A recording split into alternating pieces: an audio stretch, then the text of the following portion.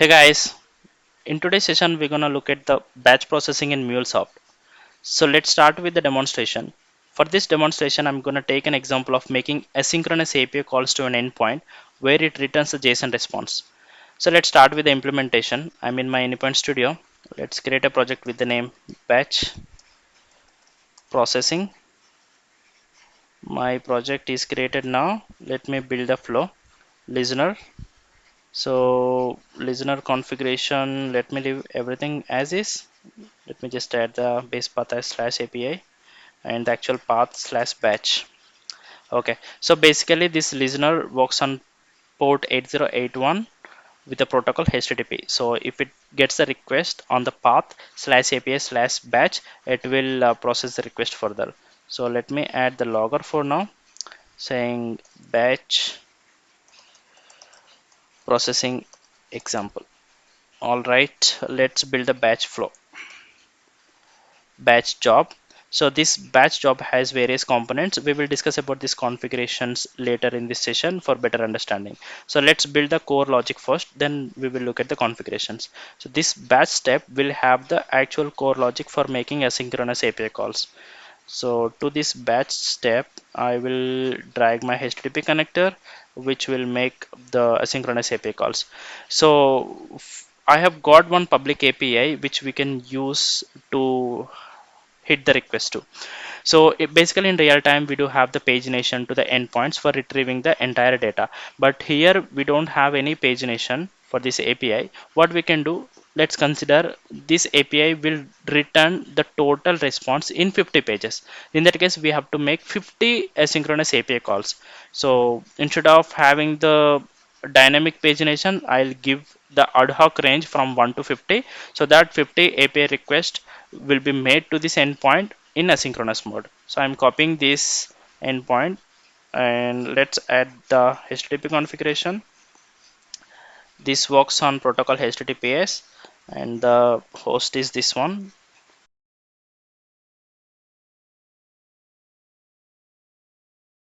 Okay, so this is good. Now this batch flow has to be triggered from this main flow. So let me drag flow reference, add the flow reference here. So my flow reference will be this one.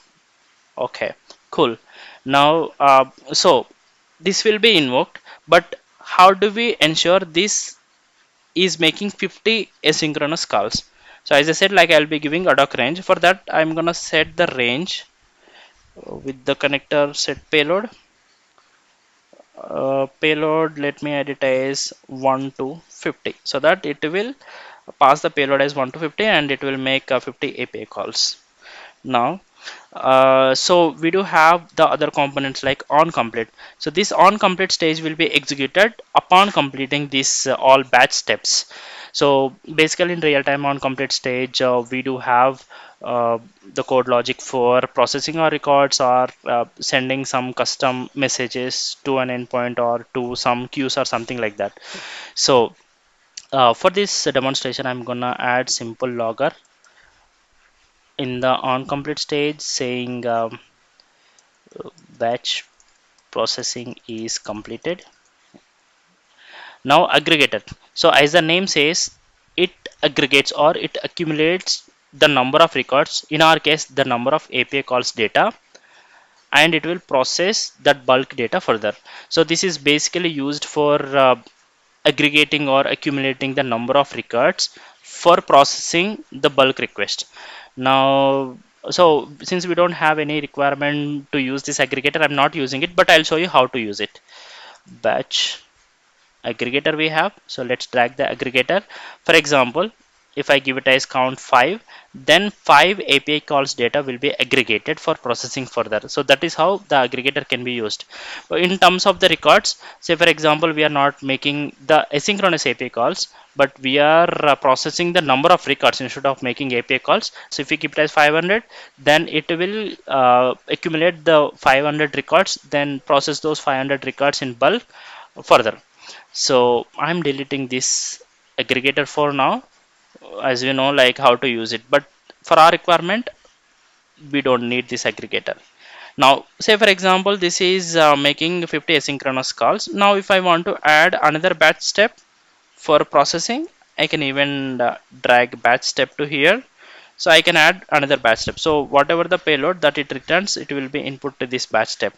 So say for example if I want to transform this output data in this batch step, I can perform. Or let me just add logger instead of transform. Anyways it is returning the data in JSON format. I don't want to transform it because our core intention is to understand the batch processing. So let's add here as payload. So whatever the records are retrieved, it will be printed in this another batch step. Now we have another concept called no failures, all only failures. So this is basically used for which type of records that we want to process. So if I give it as all, regardless of the failures or successful records or the API calls, it will process all the data or all API calls. Now in the second step, say for example, this first batch step has few failed records or few failed API calls. Now I want to process only successful API calls data. In that case, I can use no failures. If I give it as all, then it will process all the records again. Uh, when it comes to only failures, it will process only the failed API calls data. So since our case is to process only the successful API calls data, then we will give it as no failures. So that is how the accept policy can be used. Even we can use the expression as well. Let's understand the batch processing job configurations. So here we have max failed records. Name is the batch job name. Max failed records. If we give it as 0, while making the asynchronous API calls, if any of the API call is failed, then it will stop the batch processing execution. But if we give it as -1, even n number of API calls are failed, this batch processing will not be stopped. It will continue the flow execution. For example, if we give as 5, it will continue the flow execution until 5 API calls are failed. Say for example, if 6 API calls are failed, then this batch step execution will be failed. So let's give it as -1 for now. Um, Now scheduling strategy, we have two types. One is round robin, the other one is the ordered sequential, which is the default one. So it will be executed. Say for example, we have n number of jobs in the queue, right? Now the way it will be executed is in the sequential order based on the timestamp of the job that is created. Now if we give it as round robin, it will be the jobs that are in queue will be executed based on the round robin algorithm. So let's leave it to sequential so that it will be invoking all the jobs that are in queue in the sequential order based on the timestamp that they are created. Now job ID, so this is an unique ID to each job that is created, or to each thread I would say. When it comes to the asynchronous, we call it as threads, right? So it's an unique ID that is assigned to the job. Let's leave it blank, let mule handle. The reason why we are not giving any unique value here, it will cause a problem when it comes to the asynchronous invocation. So let mule assign a unique ID to the jobs, the block size we want to give. So let's leave it to 1. So I have already saved it. Okay, so let's start the application and test it out.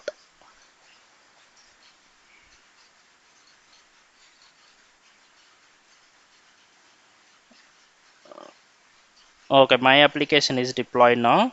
I'll go back to my postman and hit the request. So this is my actual API/API/batch.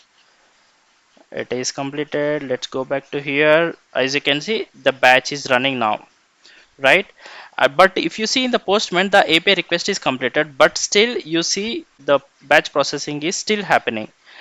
The reason is the way batch processing is designed is simply it will move forward and complete the remaining flow execution. So that is how it is designed.